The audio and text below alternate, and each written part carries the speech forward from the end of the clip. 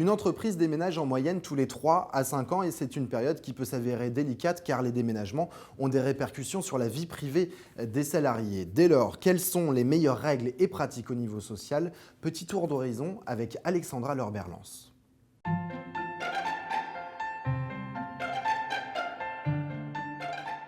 Bonjour Alexandra. Bonjour Thibault. Alors pour gagner des mètres carrés ou pour des raisons économiques, une entreprise peut faire le choix de déménager ses locaux. Peut-on l'imposer aux salariés? Oui, on peut l'imposer aux salariés dans deux cas. D'une part, quand l'ancien et le nouveau lieu de travail sont situés dans le même secteur géographique, c'est-à-dire dans le même bassin d'emploi, à une distance raisonnable, généralement maximum une trentaine de kilomètres, et surtout en région parisienne lorsqu'il y a des transports en commun entre ces deux lieux, où là aussi la durée de transport est raisonnable. Ça, c'est le premier cas.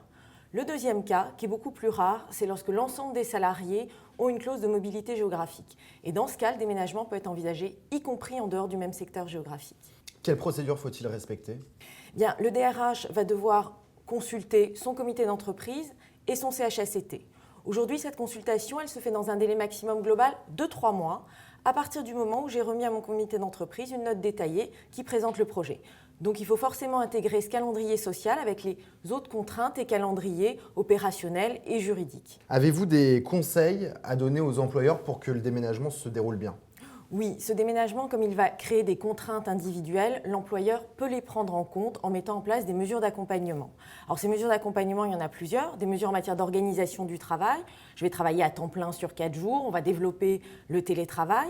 Il y a des mesures d'accompagnement financier pour prendre en charge le coût supplémentaire qui peut être lié à l'opération, des heures de garde pour ses enfants, l'achat nécessaire d'une voiture.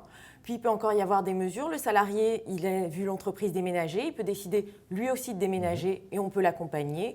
Ou encore développer type covoiturage ou mise en place de navettes. Merci beaucoup Alexandra. Merci à vous.